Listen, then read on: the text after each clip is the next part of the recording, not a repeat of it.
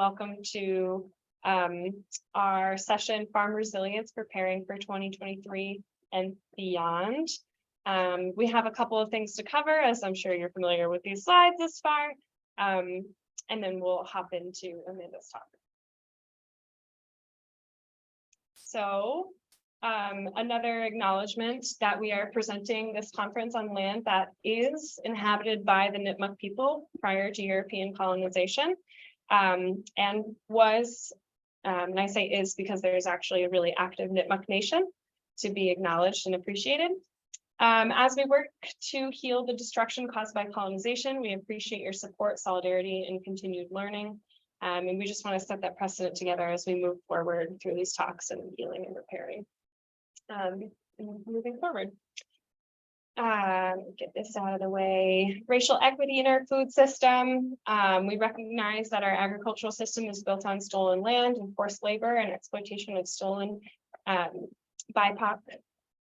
Exploitation of our BIPOC communities. Our conference aims to help address this harm and bring equity into the food system. We had really great caucus groups actually. So if you weren't able to join, consider it next time you come to one of our conferences.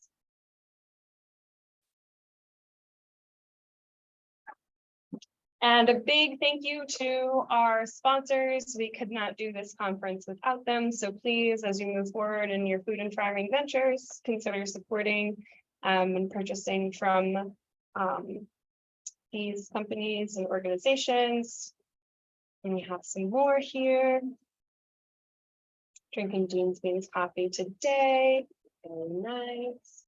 And of course, our auction, just another plug. All of these are available on our QR codes, and I'll be dropping them into the chat for Bill here to click and see what you might be able to win in the auction. And of course, our survey. Have you guys been filling out your post-workshop surveys? Yeah, okay, great. Yeah, just try to remember to do that on your way out. The sooner the better. And with that, I will introduce Amanda. Amanda Chang serves as an outreach coordinator for the Carrot Project, nonprofit serving farmers and other food producers across Connecticut, Massachusetts, and Rhode Island. She provides technical assistance for farmers in accessing USDA services, focusing especially on equitable access for historically underserved farmers. Prior to working with the Carrot Project, Amanda has worked in food access, food safety, and manufacturing and warehousing. Currently based in Providence, Rhode Island, she is the first in her family to have grown up outside of the family farm and is a proud daughter of immigrants. Amanda holds a BS in food science from the University of Massachusetts Amherst. And with that, I will pass this along to Amanda. I have to make sure that my share for the online books is this one. Okay. Let me turn this back around.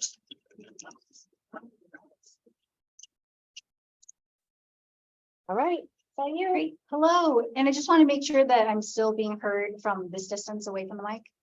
Oh yeah. Definitely. Okay, awesome, great.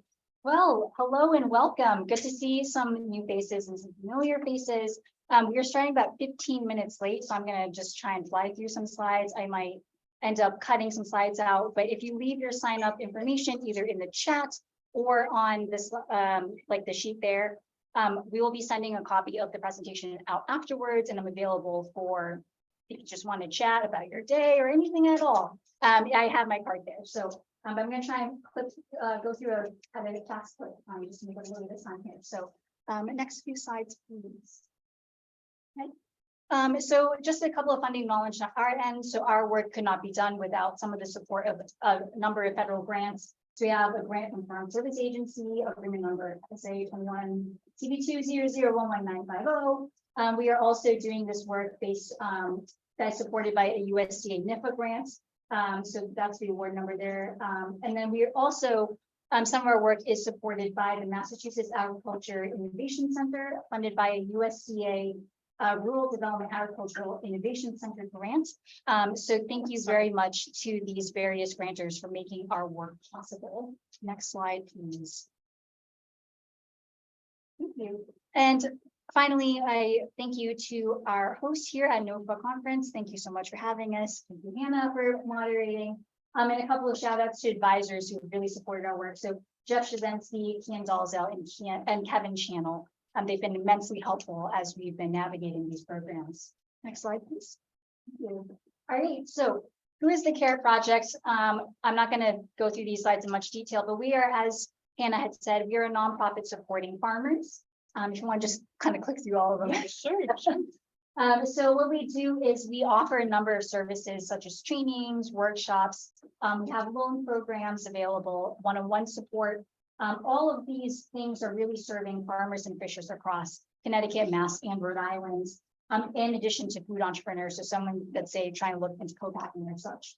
And all of our services are free or cost shared. It really depends on how much you're making. So if you're, I think most of our services are actually free, but if you're making like millions and millions of dollars and you want some support, yeah, we'll help you out, but I ask you to chip in a little so we can pay it forward. So yeah, so that is us. All right, and this is me. Hello, it's wonderful to meet all of you. You can find me roaming around Mass, Connecticut, and Rhode Island. As she had shared, I'm actually based out of Providence, Rhode Island, but you can find me all over the place. And I support a number of different topics. Most often is the USDA and how to access it. Please. So I first want to start off by just asking how you all define resiliency. Define resiliency. Ability of a system to rebound after some catastrophe. Perfect. Yes, ability of the system to rebound. I think that's like pretty much exactly what the Merriam-Webster, if you want to hit it next. Oh, The ability to recover from or adjust easily to misfortune or change. So what we think about in terms of farm business is like, what do you need to keep your farm business running year after year after year? So I really hope that everyone's experience in farming and ag is going to be really smooth, but unfortunately that isn't always the case. Things pop up, equipment breaks down, your fields might get too much rain or too little rain. There are things to bounce back from. Next slide, please. And so thinking about it from the farm business perspective, what are some ways that you currently practice resiliency on your farm? Think. Don't risk much. Don't risk much. Okay, so we have someone who's risk averse. Risk diversity. So Yes. diversifying what you plant, species, varieties, where you plant. Great, yeah, diversifying your production, right? So maybe some are really good in droughts, maybe some are really good in wet times, right? So you're kind of balancing it out. Those are really great answers. So we're going to be talking about a lot of that stuff. I think a lot of things that farmers do worry about and prepare for. So some just examples like climate change, increasing unpredictability with weather, rising energy prices, feed prices, input costs, gas prices, changing consumer preferences. That's a big one. So how do you kind of anticipate what to grow? Food safety regulations, that's another one that people worry about. So we're going to be talking about a couple of different ways to build resiliency into your business. So as you can see here, so there are a number of different ways. We are going to spend quite a lot of time today talking about the USDA programs because USDA is just such a major source of financial assistance for farmers. I know the Northeast has traditionally not tapped into the USDA programs as much as somewhere like Kansas, for example. But USDA really has changed their programs quite a bit in the past few years. There are a lot more programs available now for small and diverse farms. I think we have a couple of like aspiring farmers joining us today. So now is a great time to learn about what those resources are. And I think USDA really is trying to kind of increase the applicability of their programs to Northeastern farmers. We're also going to be covering some ways to essentially self-insure your business and build resiliency into your business on your own. Of course, there are also many other options available. So I know the state departments of ag sometimes will have things like MDAR will sometimes have grants from Rhode Island. So we have, they recently had a grant as well. CISA, which is a nonprofit, so nonprofit organization sometimes will have supports. So yeah, that's just a number of different things. Next slide, please. Yes, and so that's just showing which ones are USDA programs. You can skip ahead. Right. So really, we're going to be presenting a lot of options today, but my role here is not to tell you what option is the best option. Instead, I really want to empower you with the knowledge to be able to explore and think about what are things to consider when I'm looking at different options.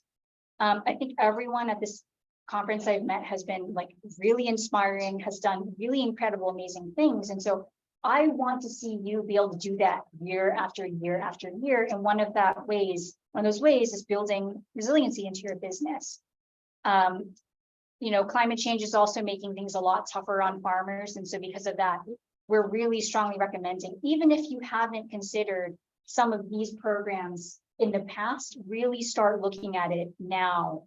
Because we think it's just unfortunately going to get worse with climate change. And the last thing that I also want to acknowledge is I do want to acknowledge that the USDA, while they've done a lot of really amazing things historically, they also have not been a fair player when it comes to programs for BIPOC and women farmers. I'm thinking of especially.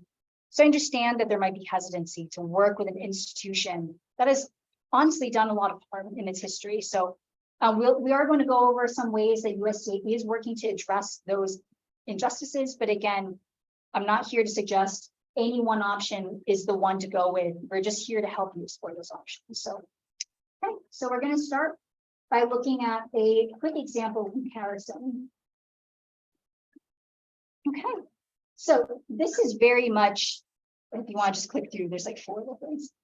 If you want to, this is very much kind of an oversimplification of the process, but I think it is good to kind of lay it out. So the first one says, so on the insurance side, I pay money before the production season and I enroll in micro farm insurance, which is USDA's newest insurance product. There is a drought, so I place a claim and then I receive payments. Disaster assistance, often how it works is there is a drought. I wait for notification from my local USDA office that a drought disaster assistance program is available. Then I apply for disaster assistance and I receive a payment. So very much an oversimplification, but I like this example because it shows you kind of the major things to consider when you look at the different options. So number one, what is the process to enroll in that program? Number two, do I need to pay money to be part of that program?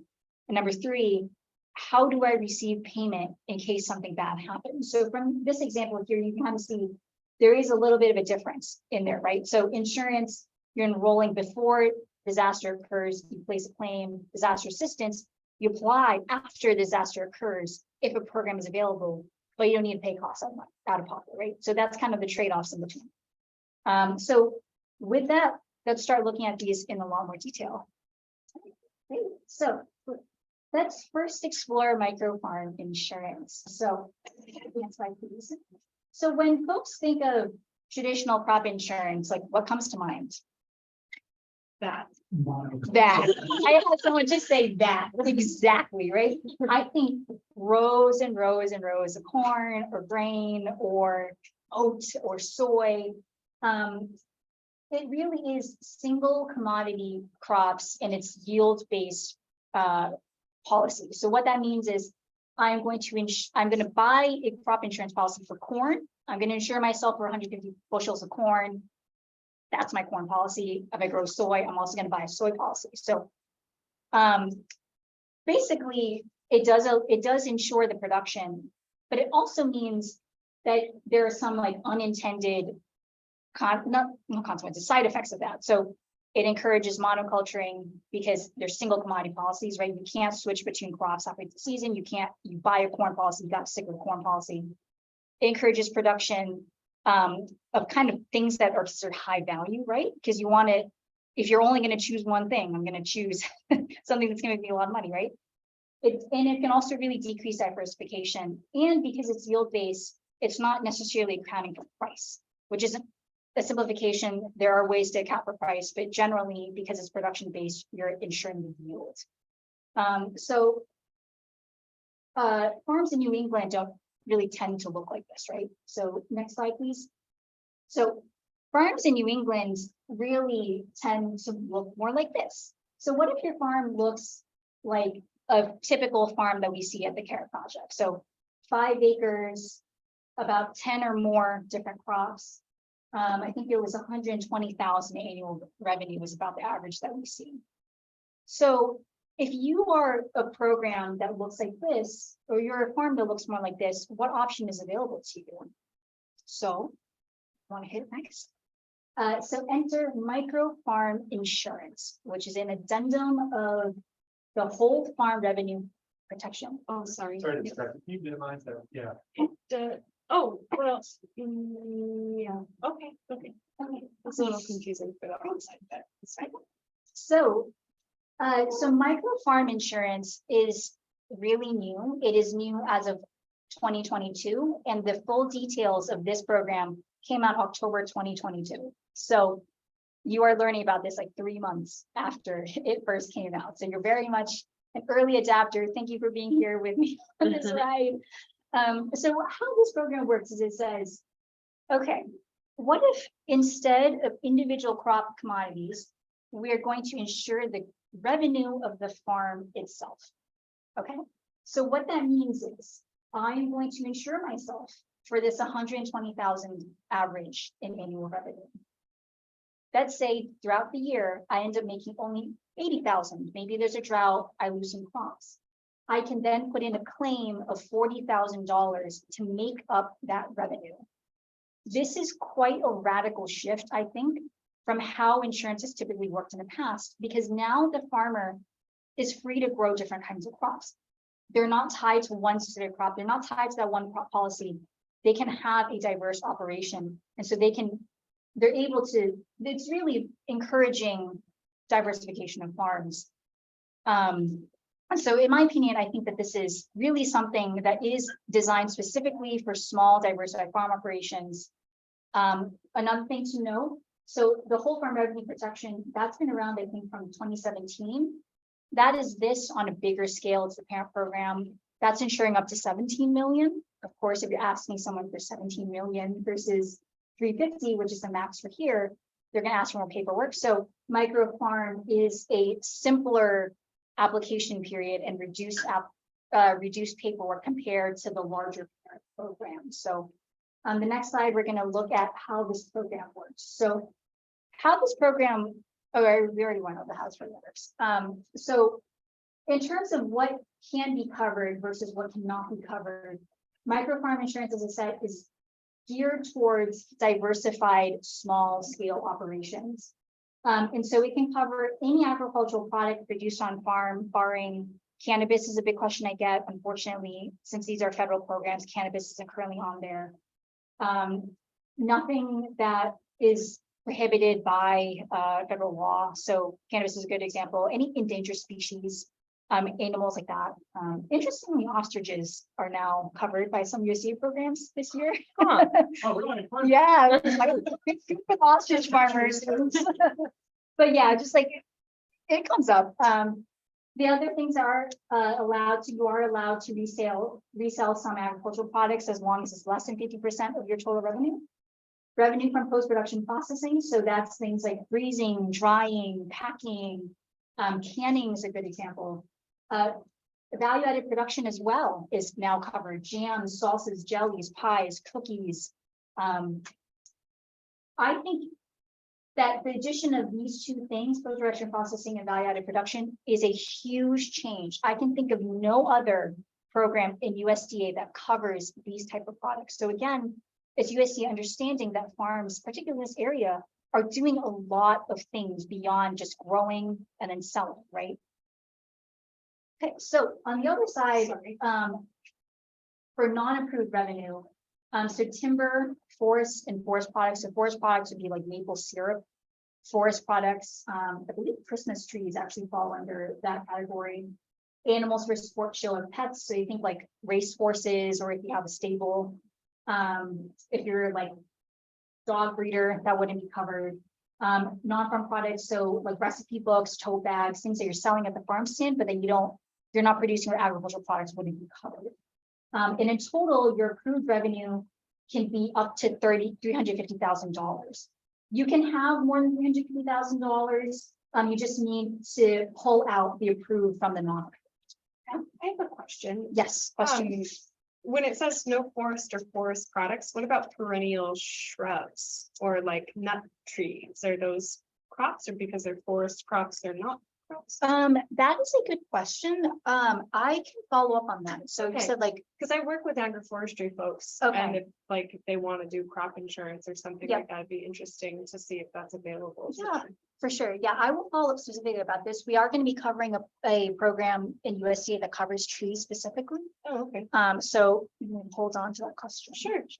Sorry, I didn't mean to interrupt. No problem. Yes. Question, in terms of revenue, how is like a CSA share kind of factored in?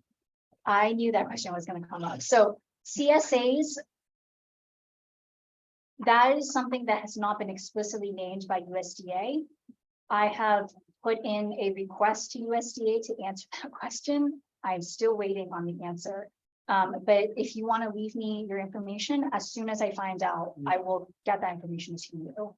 That's, yeah, a big one to be. Because the revenue isn't technically from the Yeah. product, right? It's Yeah. So that one, I know pick your own is another big question, right? It's like, are you selling the apples or are you selling the experience of picking your apples, right? So that one, CSAs, I know is another big question because it's like you're selling in advance. So how do you value the particular product?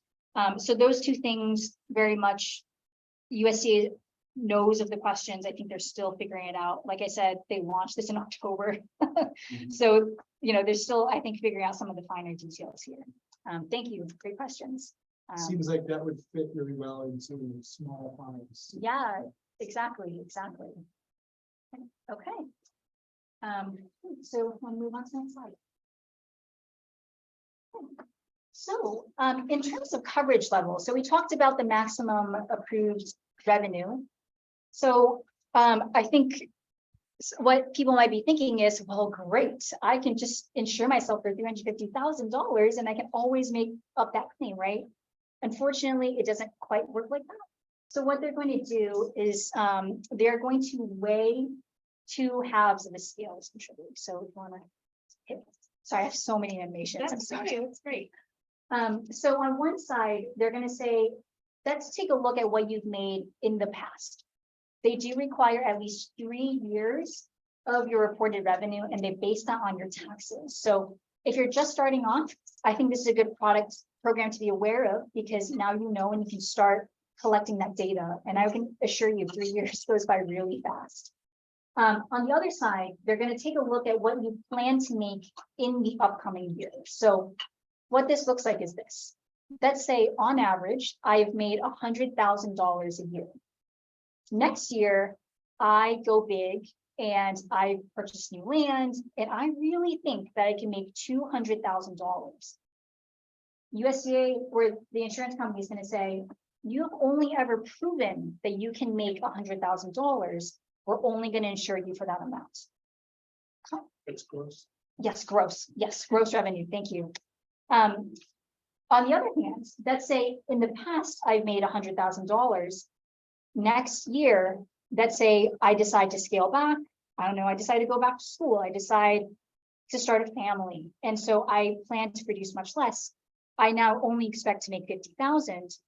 I can't go to them and say, I've always made 100,000 in the past, even though I think I'm going to make 50,000. I would like to be insured for 100,000. They're not going to do that. They're going to choose the lower of those two amounts. So if you want to hit the next two. So the lower of these is the number that will be used. Ultimately, this is still an insurance product, right? So they are trying to put in some guardrails against unfair players, essentially. Next slide, please. So after you get the total approved revenue, what they're going to do is you're going to then select your coverage level.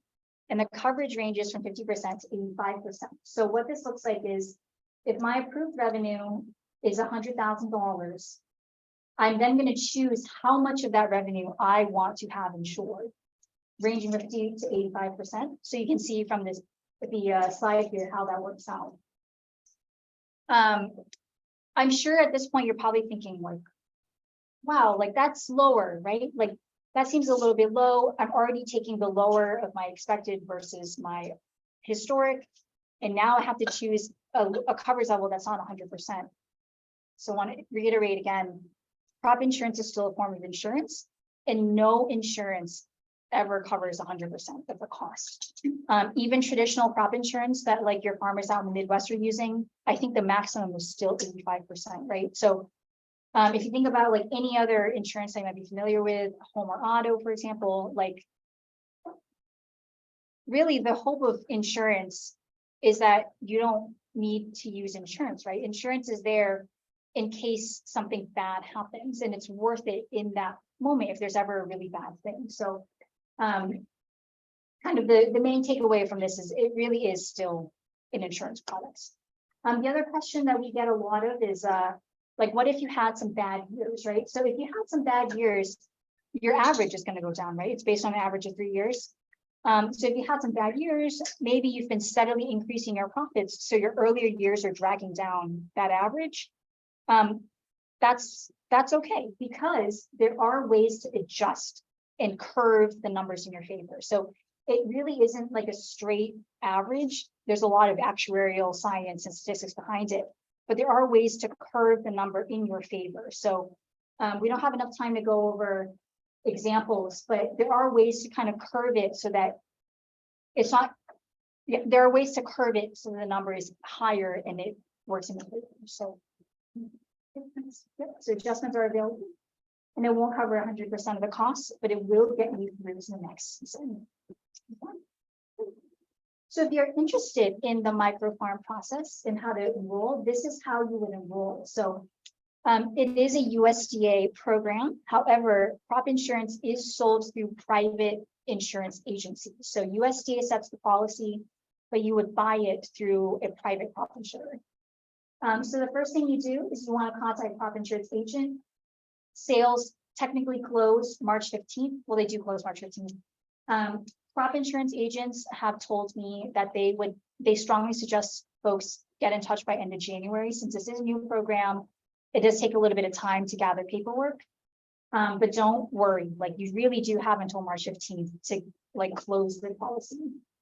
After that, July 15th is when you submit your revised farm operation report. So at the beginning, you would submit what you think you're going to make. In July, they're going to ask for the revised. The premium is paid in August, so they do give you a little bit of time to make some money before you have to pay it. Notifying your insurance agent of loss, we're going to cover that in a little more detail later. Submitting claims, we'll also cover that in a little more detail later. You want to hit next? So probably the biggest question I've gotten for this program is how much it costs. So this is actually going to depend on quite a number of factors. So number one, how much you're going to be insuring. So obviously, if I'm looking to insure 50,000, it's going to look a lot different than if I want to insure 300,000. The level of coverage. So if I'm insuring only 50% versus if I'm insuring 85%, that's also going to be quite a big gap in terms of how much you can expect to pay. The county you're located in will impact it. So I'm from Rhode Island, for example. So some of the counties right by the shore, they might say, you know what, you're at more risk of hurricanes, you flood more easily. That's a riskier county than another county that's further inland. And because of that, the insurance premiums are going to change. I don't think it changes too drastically, but it will change. And the final one is if you're compliant with conservation measures. So USDA does pay a portion of the premium. To get that support, you do need to be compliant with conservation measures, which we'll cover in a later detail. I know that was a ton of detail. Any questions right now? Yes, question. Fruit trees. Fruit trees, yes. Right? So if there's a disastrous frost, for example, or something, you lose the trees, you're losing multiple years of future revenue. Sure. Mm-hmm. So how does that? Yeah. So this program, I think that gets a little bit tricky because of how the program payments work and how like each year impacts each year. So in that case, what's going to happen is you would submit a claim for the amount that is expected for this year. So how much you lost of production expected this year. But then for future years, you would continue to adjust it based on what you expect to make because of that tree. So next year, your expected coverage would be lower, right? And your average years would be changing. Again, you don't have to worry too much because there are ways to drop bad years, there are ways to curve the number in your favor. Something like that, especially if you have a very high value crop, I'd also suggest looking into additional crop insurance policies. So like in Northeast, we do have apple specific crop insurance policies. I think there's like peach policies if you're down south.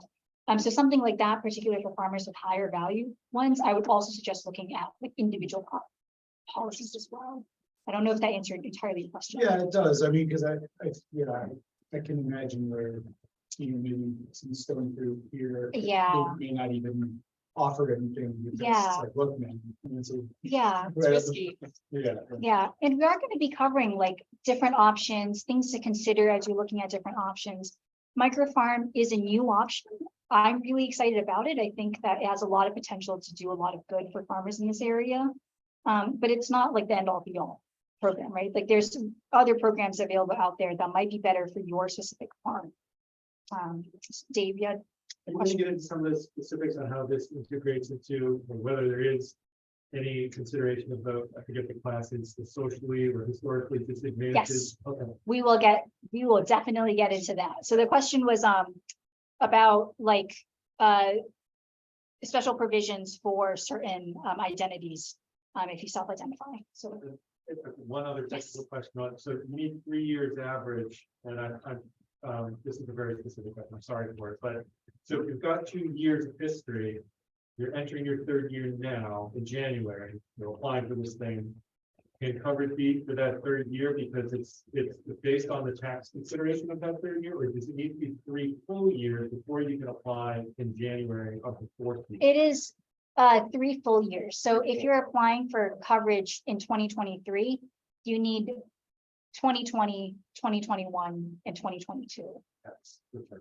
Exactly. Got it. Thank Yes, you. yes. Again, this is a very new program. I literally just spoke with someone from USDA yesterday, and they assured me that they're looking to keep this program around. So I think learning about it now, knowing what things to keep track of, what things to consider, see how this year goes for you. Next year, you can be like prepared and ready to go. So I think that's like a really good thing to kind of be aware of and just know ahead of time. Thank you. Awesome. And you are eligible for disaster assistance, like from year one, actually. So that might be a good option. I'm gonna You know, do this yeah. again. Yeah, so let's dive in and let's dive in. So general disaster assistance. Okay, so we just covered insurance. Now we're going to be talking a little bit about disaster assistance. So as I said, insurance, the policies are decided by USDA. They're sold and administered through a private insurance company. Disaster assistance, policies decided by USDA, administered through the county USDA office. So the disaster assistance programs, I think if there's 2 takeaways, the first takeaway is the program availability differs county to county, crop to crop. What that means is the availability of each program is going to be different. So some programs are available every single year. Some programs only kick in if the Secretary of Ag says that your county is a disaster zone. Some programs need you to enroll ahead of time. Some programs you only need to apply if you've experienced a loss. Each program truly is quite unique. The other takeaway that I want everyone to really consider is we recommend registering yourself with the county FSA office just to stay in the loop, precisely because these programs pop up sometimes very spontaneously. So in Rhode Island a couple of years ago, they had a program come up that was just for asparagus producers. And so if you were not already registered and you produced asparagus, you would not have known that all of a sudden there was a one-off program for asparagus producers. So, so we really do recommend considering registering yourself for USDA so you stay on top of these various programs. Similar to insurance, disaster assistance will not cover 100% of the losses, but it can be enough to get you going to the next season. Great. So this chart here is a list of the mainstay programs. Again, the availability is going to change county to county. Some programs may not be available. There are also other programs available that aren't on this list. I do want to specifically point out the tree assistance program. So if you remember, the microfarm insurance does not cover timber, forest, or forest products. Tree assistance program, if you happen to be like agroforestry, that could be a program to really look into and consider. So in like some examples too, so like ELAP, for example, as needed. So if you experience a loss, you can tap into that whenever you need to. Livestock indemnity, livestock forage on the bottom, that only kicks in if the Secretary of Ag declares it to be a disaster. So that's just a good example. Like they cover very similar things, right? They're both covering livestock. But one of them, when you need it, one of them only if your whole county as a whole is suffering. The two main ones that I assist farmers with is the NAP and ELAP program. And the next slide, we're going to cover that in much more detail.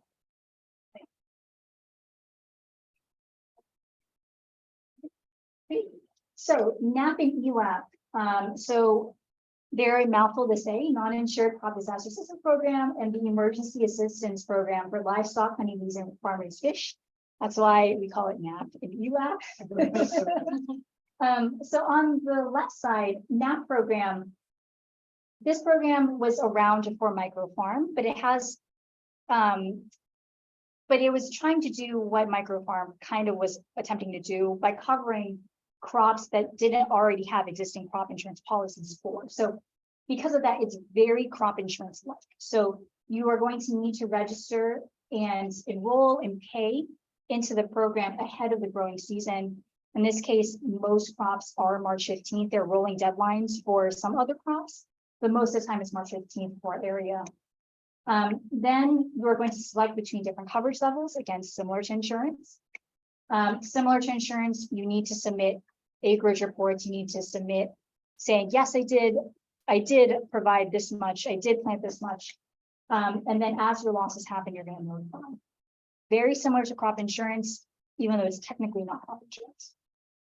ELAP, so how I think of it is NAP is for crops, so plants, ELAP is for animals. So ELAP, on the other hand, you do not need to enroll ahead of time. It is on an as-needed basis, and there are no costs to apply for assistance.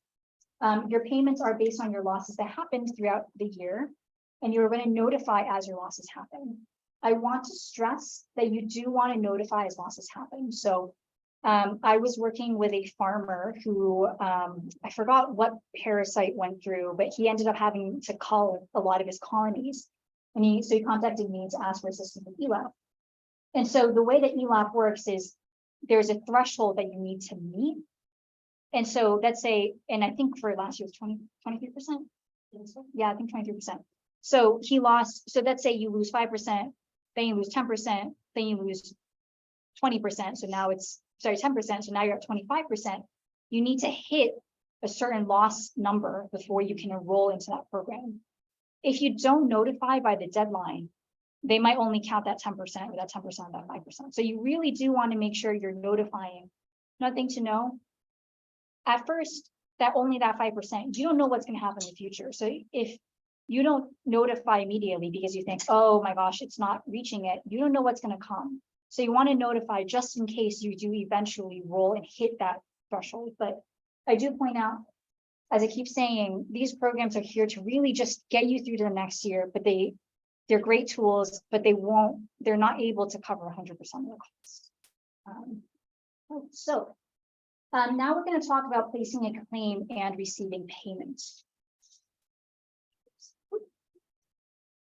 Yes, question. Is there, for apiaries specifically, is there a minimum cost threshold for claim, or is it just percentage basis? If you have as few as 4 hives, that's. It is a percentage of your, honeybees. Yeah. Yeah, so like if you have 100 hives, it would be 23% of hives that you need to lose.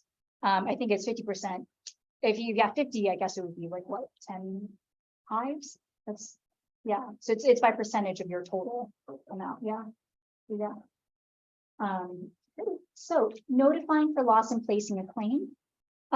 So the process is quite similar, no matter if it's insurance or disaster assistance. So I think the main things to know are, number one, you want to know your deadline. So all of the programs have specific notification timelines. For microfarm, it's 72 hours. Disaster assistance, it's going to depend on the specific crop. It will range from 72 hours to 30 days, depending on the crop or the livestock. You also want to prepare to prove your claim. And so what I mean by that is they want to make sure that you are not losing your crops because you're not watering them, or you're not taking care of your animals, or that, like, you know, you bought an insurance policy and I'm just going to let it go and tap into it, right? So they are going to ask you to show production records, ask you to show your financial records, your sales records.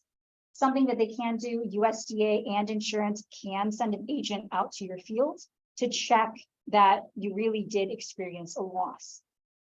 So those are things to just be prepared for. Do be prepared to present proof. I would honestly recommend that you take pictures for yourself as well. So document that picture. Sometimes they're not able to send someone out in time. Get pictures, prove. You want to be able to like back yourself up. And I like to think of it too is, if you think about like car insurance, for example. So let's say on the drive here, I crashed my car. I would never wait to notify my insurance company that I've crashed my car, because if you wait too long, they're going to be like, how do I know you just didn't ding yourself into the garage door? How do I know you didn't just maliciously do it yourself, right? It's the same thing.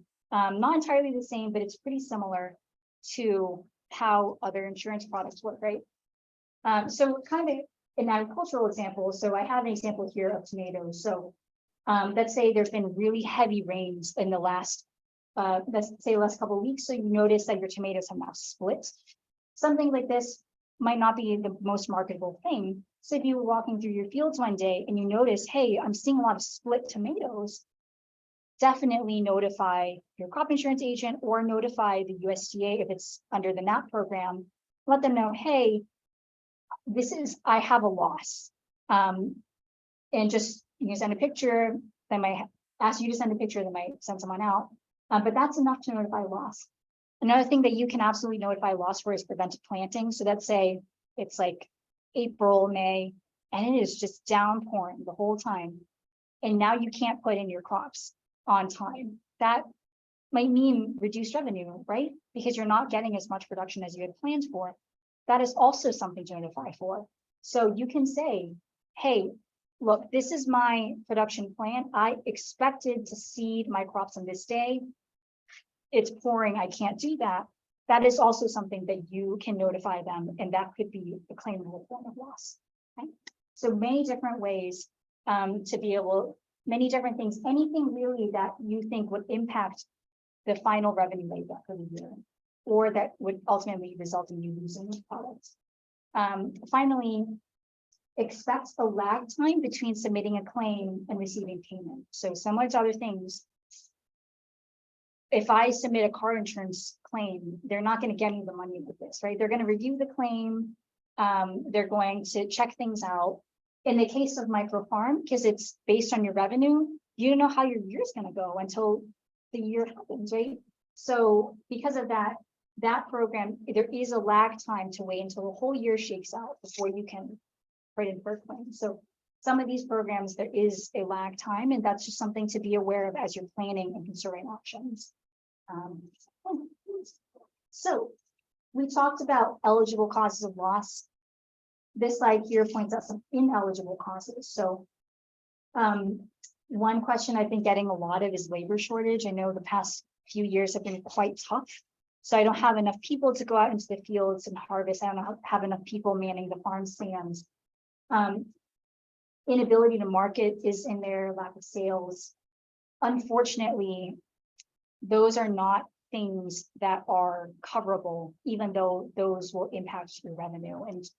And the reason for that is they can only insure like things outside of the farmer's control from a natural disaster perspective. Something like this, they could argue that this was a management issue or a business practice issue. So similar to how, like, if I'm running a restaurant, I can insure myself for my food, and I can insure myself for, like, if it floods, but I can't insure the number of people who will come in through my doors, or I can't insure, I guarantee a certain number of customers, and right? So that's kind of a similar thing. So poor management or production practices, unfortunately, are ineligible causes of loss. As I had said in the previous slide, they will ask for the production plans. They will ask for those kind of things to prove your claim. Any damage? Yes.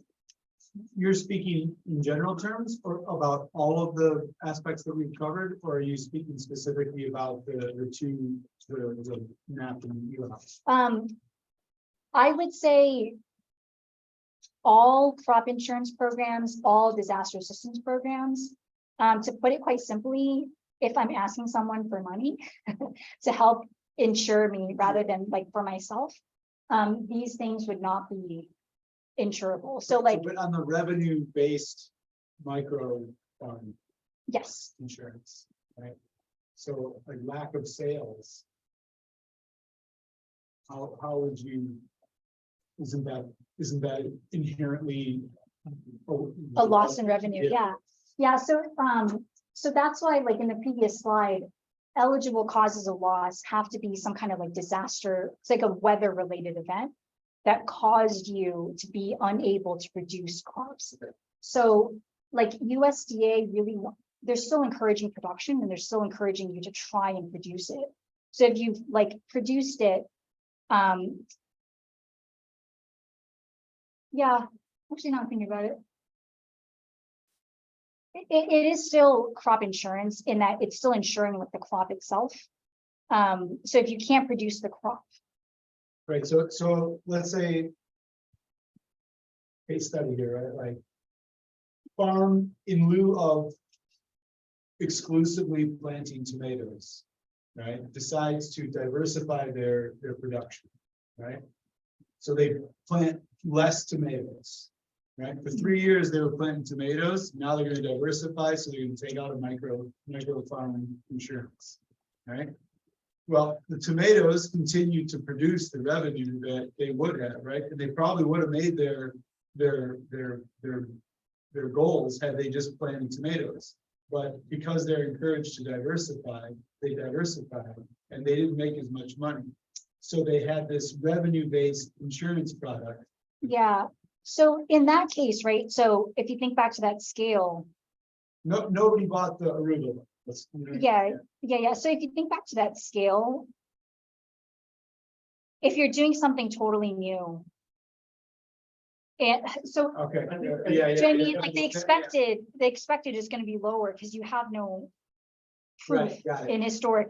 So you end up having to insure yourself for a lower amount anyway, right? So like, yes, they do want you to take risks in diversifying. They want you to take risks for 3 years, and if you've proven, if you have paperwork that you they want you to take calculated good risks and not just let's go, right? Like it's not, they're not asking for like. But John, I think your question is, in that 4th year, you did diversify, you grew all the tomatoes, you produced them, but the market didn't want tomatoes, they wanted arugula. You're not covered, right? Because you were able to produce the tomatoes. The insurance is not covered the fact that you didn't sell them. I think that's the direct answer. Yeah, so it won't cover lack of sales. it can cover price changes though. So let's say you did sell all your tomatoes. Well, that's a lack of sales, right? I could only sell for, I had to sell for less, because So- everybody's producing tomatoes. The amount of sales is the same, but the revenue that you generate yeah. is different, right? So you've sold to the equal amount of people, but the amount that you're getting for those tomatoes is lower. So that is insurable because you put in the effort to sell, you Yeah, put in the sold effort it. to grow, but like the price was out of your control, right? To some extent, like you have to meet the consumer where they're at. So does that clear it up? And So, yeah, these are big programs and we're trying to like get through them. Okay, so I'm gonna just quickly move on because I am conscious of time and this did start a little late. The other question I get is damage caused by humans. So ATVs is a good example. My neighbor's cows escaped into my field is something I've heard. I actually had someone like tell me that an airplane crashed into their field. And I was like, oh my goodness. Unfortunately, damage like that is not a weather related event. Something like that would be, I would really suggest like civil liability. You might have general liability. If like someone is trespassing into your land, maybe that's something as well. Like there are other ways to get those civil damages. But unfortunately, any damage caused by humans is not insurable. And the final one is damage caused by animals. So deer, birds, I get those questions. Those they're going to say like there are ways to kind of keep them out and keep them from eating your crops. Your neighbor's cows, there was fencing or they should have been able to do it. So things like that. Insects is a little tricky because insects kind of come and go with the weather. That's going to depend. I think that one's going to be kind of more on a case by case basis. Okay, thank you. Next slide. All right, so working with USDA and their insurance. So the first step to work with any USDA program, even if it's NRCS, which I know we did not cover, which is conservation programs. The first step to get started is always to register for a farm and tracts number. I am going to quickly skip through what you need to bring. Basically, it's you got to prove you are who you are, and you've got to prove to bring business documentation of some sort. So the next thing that you need is something called AB 1026, highly erodible land conservation and wetland conservation certification. That is required to work with many USDA programs. So it is required for disaster assistance, it's required for loans, and it's not required for microfarm insurance, but you will pay a lot more out of pocket if you don't have that certification. So I'm talking like 50% more. So it's quite a lot more. So those two things you can do at your county USDA office. If you're interested in microfarm insurance, you do need to be registered because it is still a USDA program. And what you're going to do is you're going to bring the exact same information you brought to register for yourself to the insurance agent. So you do need same thing, right? Prove you are who you say you are, other owners of the farm or other operators, business documentation. They're going to need that information as well as that AD 1026. The AD 1026 is required if you want to get a lower premium cost. Great. All right, so this is the question that Dave was asking. Was beginning limited resource veteran women and BIPOC farmers.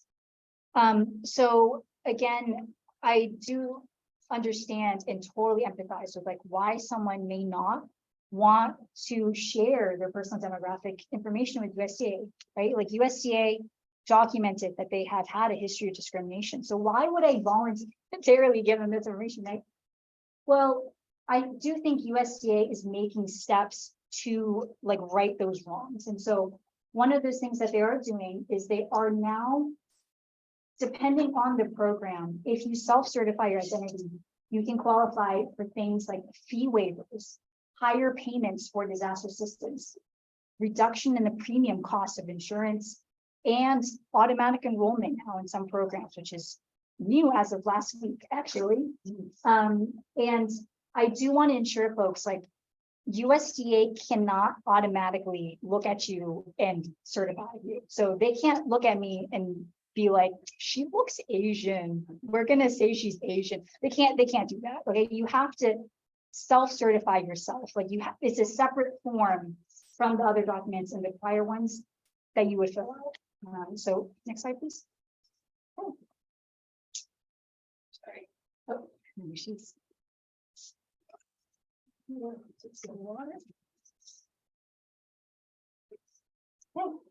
So what are some of those provisions? So I think the really big change that literally came out as of last week, and it's still quite new. So I think USDA is still ironing out how exactly it's being rolled out.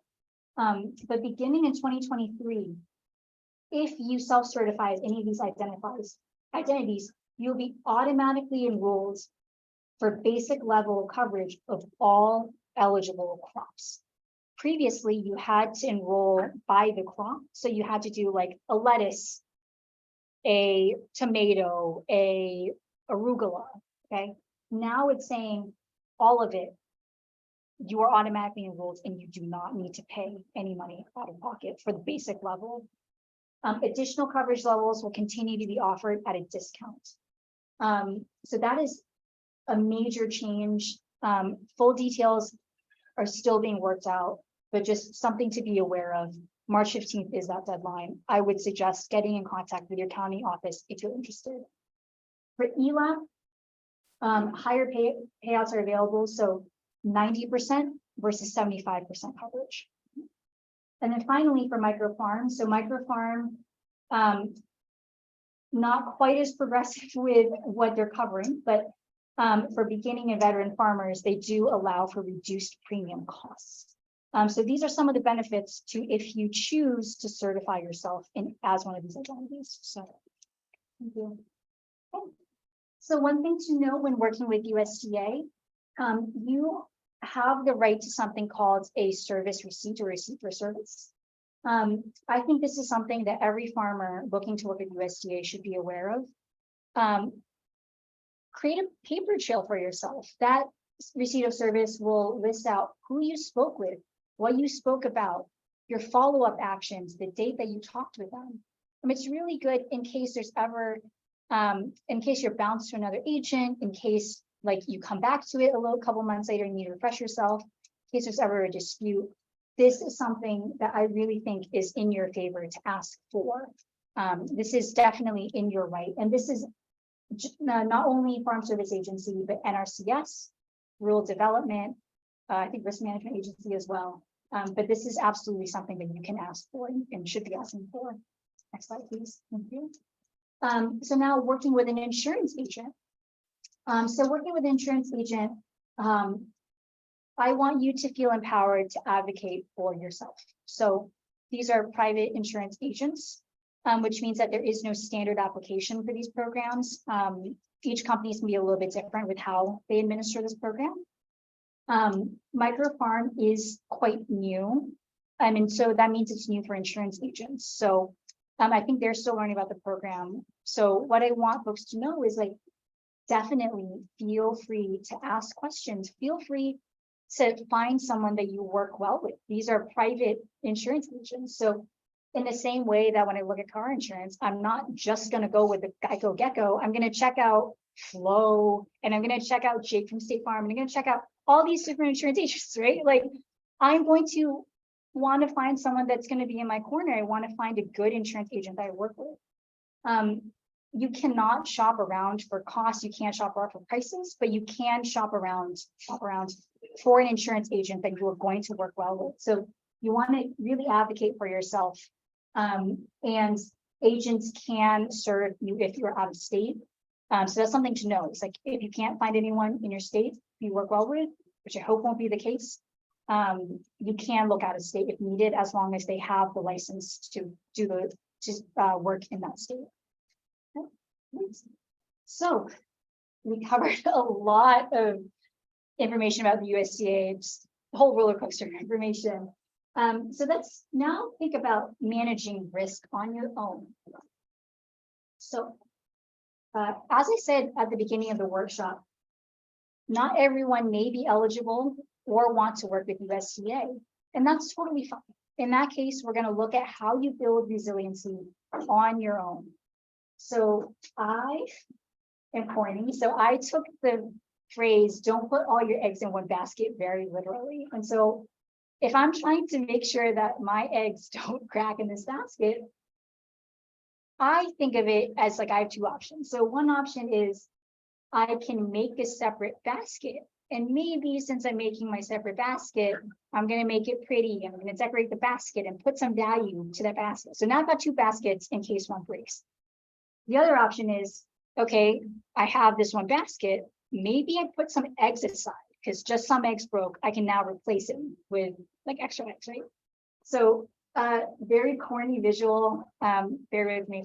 But that's how I think about it, is like different options for how you build resiliency. So next slide, please. Thank you. So one thing is diversifying farm income. So this is something that I think a lot of farmers in New England already do and already do well, whether or not they're explicitly like thinking about it in terms of risk management, okay?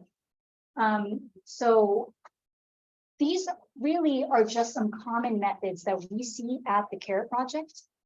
And so these are just things to consider, especially if you're just looking at becoming a farmer, things to think about as you're planning your business. And in essence, diversifying allows you to not rely on just a few sources or crops for all of your income. So, so Dave was sharing like diversifying the crop production is something that a lot of farmers do. Value-added products are another really good example. So you can turn, maybe those split tomatoes don't look good on a farm stand, but they can totally work for a salsa recipe, right? So you can take what wasn't sellable and make it into something sellable. Or you can just decide, you know what, it's not enough money for me. Like it's not enough of a profit to just sell tomatoes. Maybe I want to just move into the tomato sauce business or something. So that's a way. Some added sales channels. So one thing that we say at Carrot is no matter how good your production is, your revenue is really based on your sales. So if there's a way for you to take some of the risk out of the sales, that can be a way to manage risk, right? And to build resiliency. So CSA shares, sales contracts, they take away some of the risk by guaranteeing a certain sales of your product. Finally, other sources of revenue. So agritourism is something that we put on there because it's quite common in our area. But it also like runs a whole variety. So venue rentals, so wedding venues. We see like education classes, food preparation, youth education. I've seen art classes, yoga classes on farm. There's a whole lot of things. So I had wanted us to take some time to just chat about what folks are already doing and talk about strategies that worked for each other. But in the interest of time, I'm just going to move on. But we can definitely have that conversation if there's time at the end. So the other side of things is an emergency fund. So with an emergency fund, some people might think to themselves, why should I put money into paying a premium to an insurance company when I could just keep that money for myself and put it into emergency fund? And then all of that money is my own, right? That's a totally valid way. And in fact, maybe it's something that you want to do on top of all the other options, right? So in this case with emergency funds, I think this is definitely like a really great option to consider. But these are some questions to think about as you're looking to build an emergency fund. So number one is, how much are you currently able to set aside? So emergency funds are great because it is all your money, but you ultimately can only insure yourself, self-insure yourself for as much as you're able to put away, right? So one benefit to insurance, even though you're putting in money as a premium to an insurance company, you could get much more back than what you put in. So insurance, let's say I pay $3,000, but I insure $100,000, I might be able to get back $100,000, right? With emergency funds, what I put in is as much as I'm going to get out. So that's something to consider. After that, looking at how much do I want to have in the emergency fund? But you can't answer that question until you answer the question of what is the purpose of that fund? So some things to think about.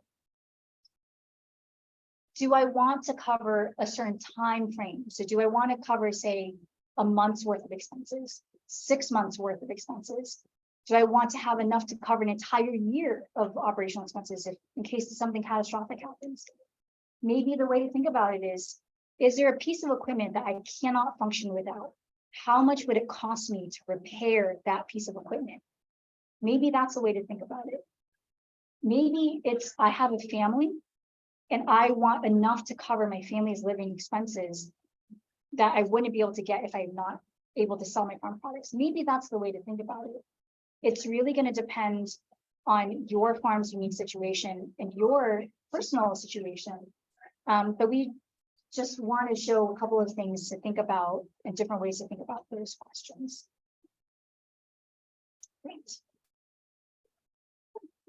Great. So now we're going to go into a quick example. So Blue Violet Farm. So blue violets are the state flower of Rhode Island, which is why it shows up. So Blue Violet Farm is a mixed vegetable and blueberry farm on 5 acres of land. They produce artisanal jams from the berries produced on farm. Their vegetables, blueberries, and jams are sold at farmers markets across the state. They also sell jams online. Blue Violet Farm wrote a book a few years ago, and they maintain steady book sales. Their books are sold at farmers markets and online. And just say here. Oh, I'm No, sorry. that's okay. It's okay. We'll keep it here. I can back it up. Okay, so looking at this, so I broke down the different enterprises that they're doing. So they're doing mixed vegetables and berry sales, so direct consumer sales. They're doing jams, which is value added. They're doing book sales from their book on regenerative agriculture and berry production and their total revenue. So looking at micro farm, their jams and their vegetable and berry sales are covered, but their book sales are not covered. Okay, so they can cover themselves for 100,000. If they just look at disaster assistance, the NAP program specifically, they can cover their vegetable and berry sales. So a NAP is yield based, so it will depend on how much they're able to produce. Finally, self-insurance, you can cover all of it because it's all your money. You can do with it as you go. So what is the best option for this one? So you can hit it. What is the best option?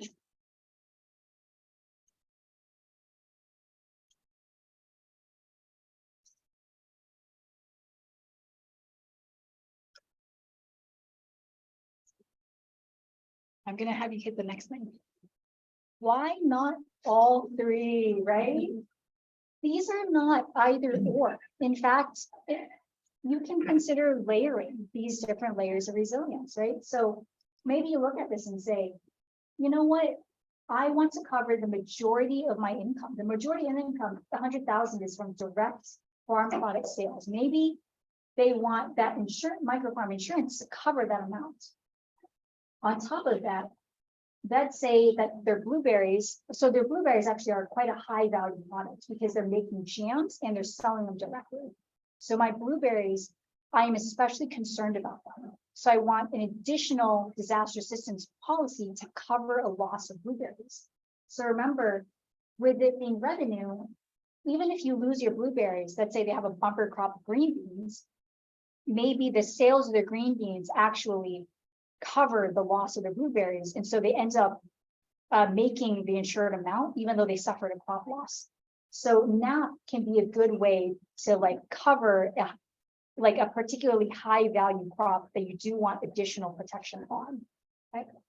Self-insurance, maybe they decide to, you know what, just in case I don't meet the like thresholds for loss, I want some money put aside to cover that loss.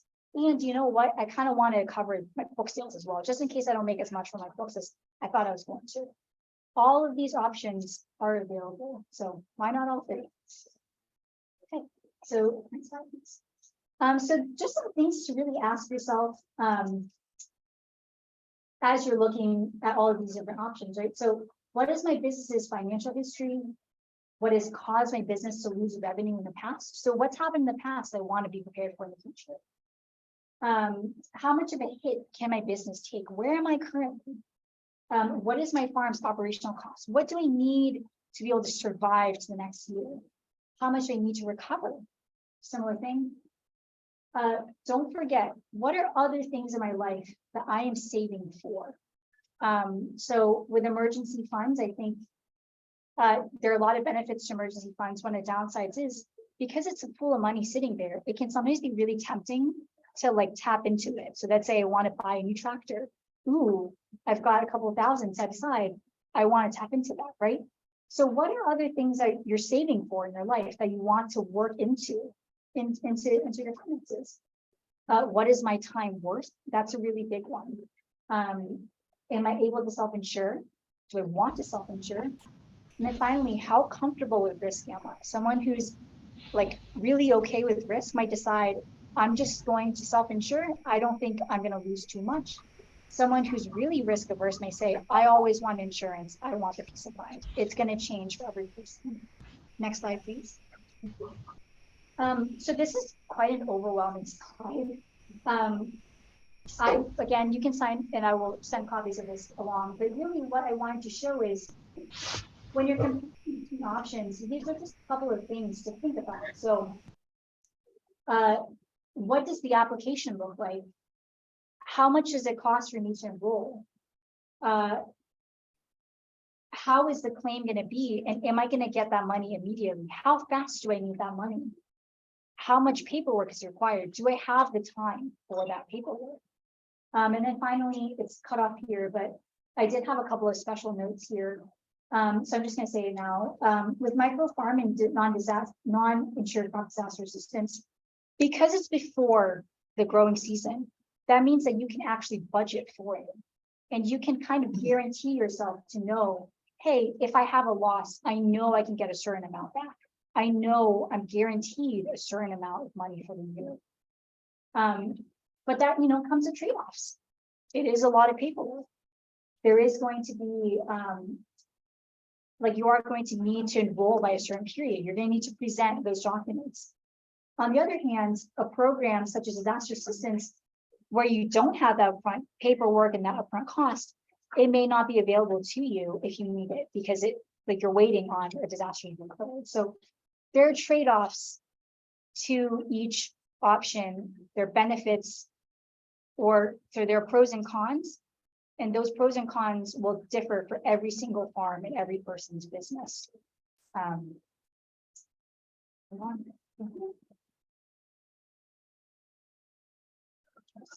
There's something in the chat. I just don't know what's Oh, going on. is there a question in the chat? She just asked for questions you can send in the chat. To put questions. Okay.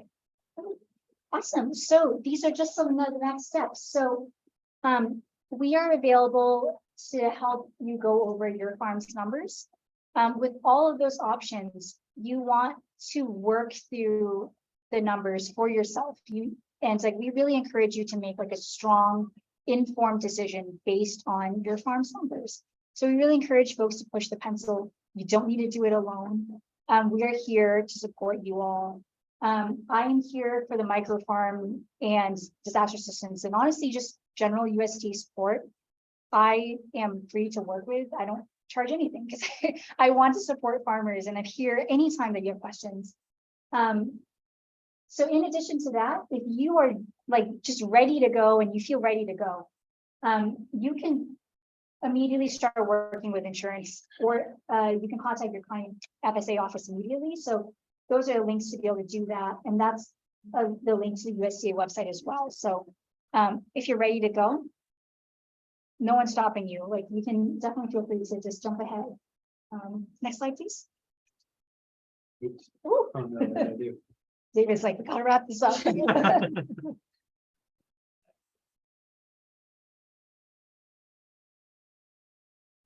about that. I should know how to use No them. problem. Fine. Yeah, bookends with technical difficulties. This is what happens when. No, Yeah, I'll leave I for- mean, I think this is the I messed up. future. Like, like we have people joining virtually. I'm like, we're living, What's going I on? was just trying to get to the next slide and to. Oh. yeah, we're living in the future here. Oh, that's funny. That's okay. Here, All right, right here. next slide. Yeah. So these links, we have developed self-guided tools. These are free, open to the public. Anyone can use them. I've had farmers from like Alabama and Iowa contact me through these tools. But they're here to guide you through this insurance program. And so you can actually click through and figure out, am I eligible? And then what paperwork do I need to prepare? And so these tools are available. Each one takes less than, I would say less than 5 minutes for the first one, less than 10 minutes for the next one. But those are tools that are available to you. They're available through the website. And they're, yeah, well, available through the Care Project website or through these sites here. So just letting you know the resources are available. Next slide.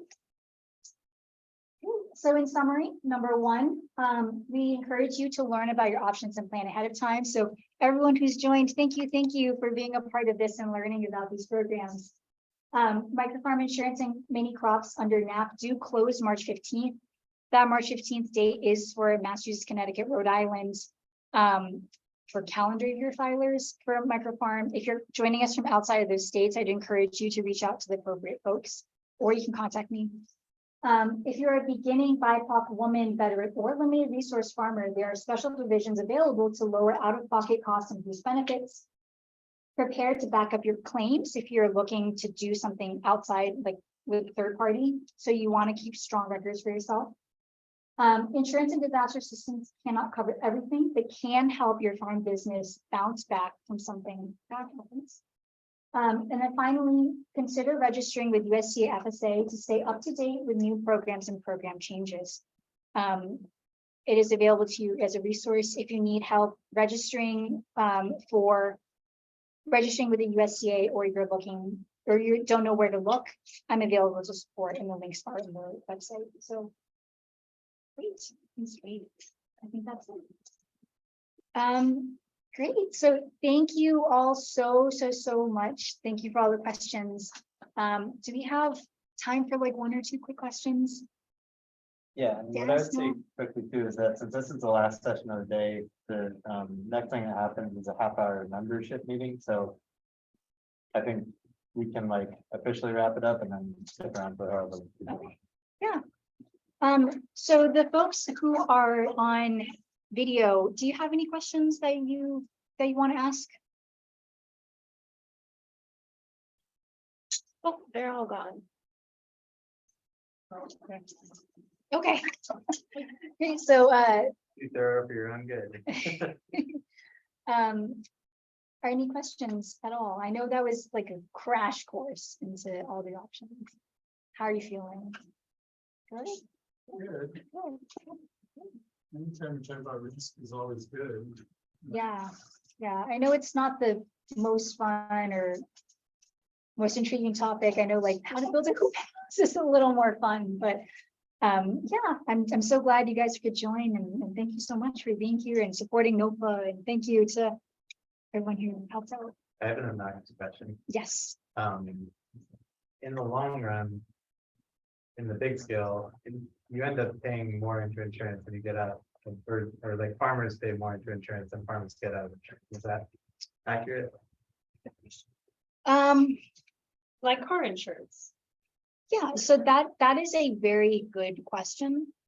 I think that's something to like think about and to calculate out and to pencil out what those finances look like, because, and it might also depend on like where you are in your farming career, right? So I'm going to hesitate to answer that question because I think it's really going to depend.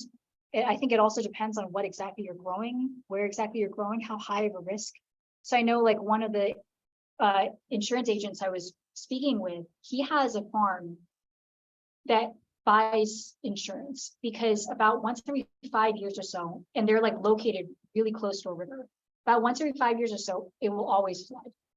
And so taking into account like what the history of the land has been and what you think is going to happen is also a good thing in deciding. So maybe you're in a location that rarely experiences natural disasters, maybe not. And if that's the case, you are free to back out of insurance at any point. So maybe you've done it for 10 years and you realize, gosh, I paid a lot and I don't know anymore. Maybe you decide I'd rather self-insure. And if that's the case, power to you. I will say too, though, like with risk, there's no way to know. That's why it, in some ways, is a bit of a gamble, right? Like, how comfortable with risk are you? So in the case of car insurance, right? Like I don't know how many thousands of dollars I paid into car insurance. But I don't know if, driving home, I don't know if something really catastrophic happens and I like crash and I lose a limb. In that moment, all those payments suddenly become worth it. So, yeah, I think it's hard to say. There's no like real right answer. I think it just depends on how comfortable you are, and it depends on where your farm's at, literally in terms of location, literally in terms of like your county, because of some of the cost changes and stuff. So I don't know if that's a satisfying answer. You did not ask this, but I will provide the information. So one question we have been getting is, if I utilize my insurance, will my premiums go up the next year? They will not. So crop insurance is similar to insurance and how it functions, but it is not the same as other forms of insurance because this is backed by the USDA and this is a USDA policy. So an insurance agent cannot deny you insurance. They cannot not sell it to you. They cannot change the premium cost. Those costs are set by the USDA because the USDA ultimately, their goal with this program is to keep farmers running year after year. So they will not penalize you in that way for tapping into insurance. So I know that's not something that we cover today, but it is a question that I know is on folks' minds when they think of the words like premiums. Yes. Are you able to offer a ballpark of what the insurance costs per dollar on the coverage? Yeah. So for Providence County, I can give you Providence County. So for Providence County, and actually, hold on. If you want to click on to, so not in the actual slideshow, but if you exit out, I actually have a couple of hidden slides prepared. And are you guys okay staying a little longer? Perfect. So just the PowerPoint that we're already on. Oh, like in there. Okay, In the PowerPoint. sorry. So if you go all the way down to the end. Oh, look at all your hidden slides. Oh wait, those are real slides. Okay, so can I just take over? Of course, yeah. Okay. Yes, please. Sorry, and because it's just No, really it's all complicated good. charts. So these are all the state flowers, so I'm a dork. So kind of ballpark. So they do differ county to county, but it's not super drastic. So about 50,000 ballpark in Salem, Mass. So you can think about where that is. The premium cost for that. Oh shoot.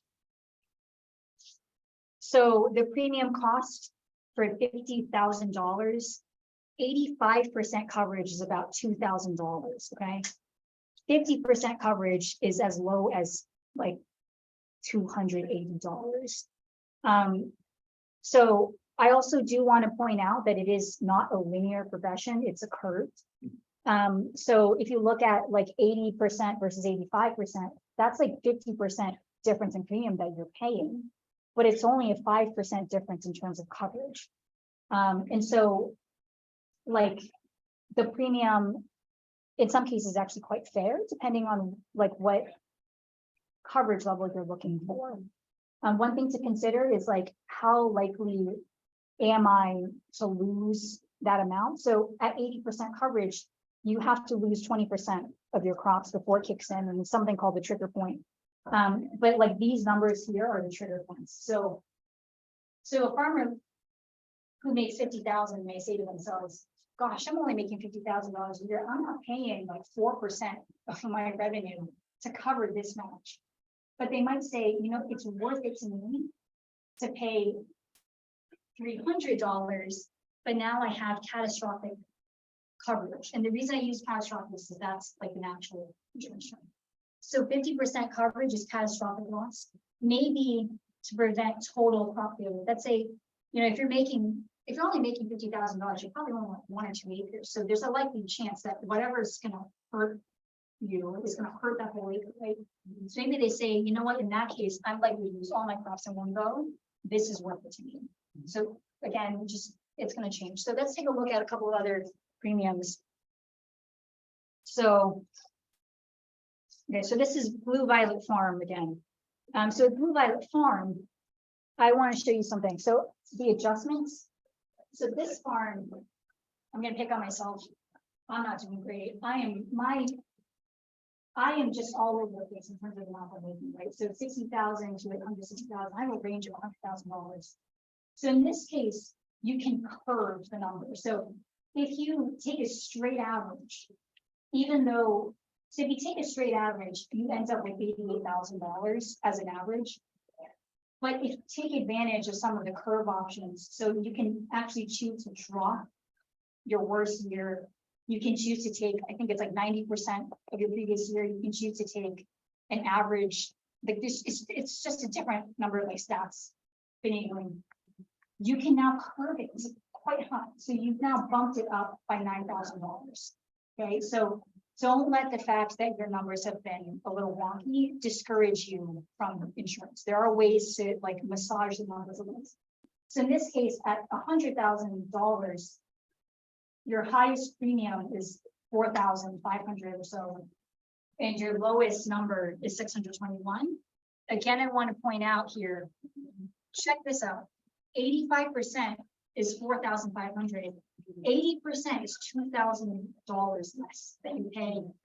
And it again goes down further and further and further. So if this seems too low coverage, and this seems like way too much money, I really consider looking at some of these middle numbers. And then we have a final slide here. You mentioned that on the micro, 350 is the max. Is Yes. there a minimum? There's no minimum. Okay.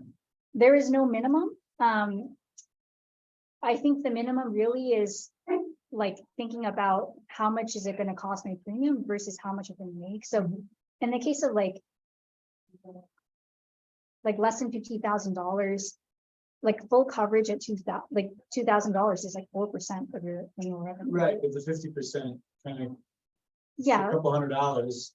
exactly. Kind of cover it. You're hedging your bets on like a disastrous frost or something. Yeah, and like something like that, like one farmer might just say, you know what, I want that peace of mind. And especially if so the NAP program, for example, if you tap into the NAP program, it's I think $325 per crop. Up to $825 per producer. Yes. So like 3 crops, you can keep covering more crops. Yeah. after that. So let's say like I'm an established farmer. I no longer qualify for any of those like self-certified things. And I'm looking at covering my crops. Maybe in the past I've been doing NAP. I've been paying up to $800. This program, you might consider looking at the premiums because they might be lower than what you could get. So again, it's going to change for every person. So in this last example, so this is Mountain Laurel Farm in New Haven. So they are a farm that's steadily increasing, right? So they went from 200,000 in 2018 to 2022, 240. So in this case, they might worry that previous years have dragged down their average. In that case, there's something called indexing. Indexing will also curve that number up. So Nikki was saying so in that case here, so where's the per number?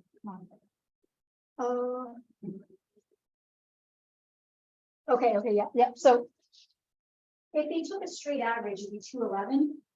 If they curve it, it's now at 240. So your 85% is actually higher than what you thought in some years. Right? So your 85% coverage is now 204, which is higher than 2018. It's higher than 2020. So that's what you mean is like even though it's technically 85% coverage, there are ways to kind of move those numbers along. So with this one, in terms of premium, so this is quite high, right? So 200,000 in revenue.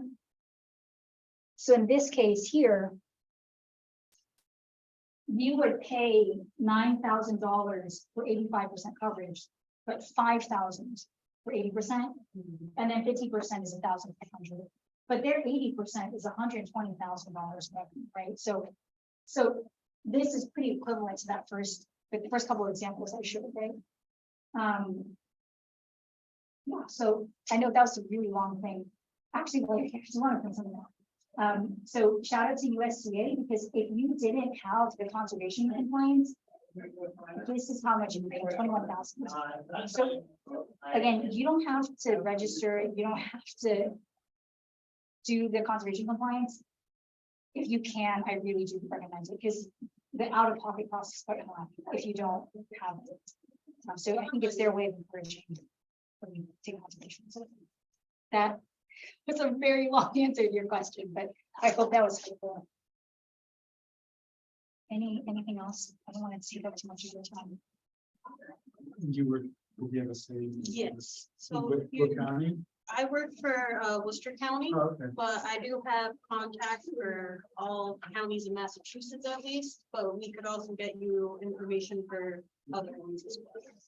Then I also have NAP insurance fact sheets. If you guys are interested as well.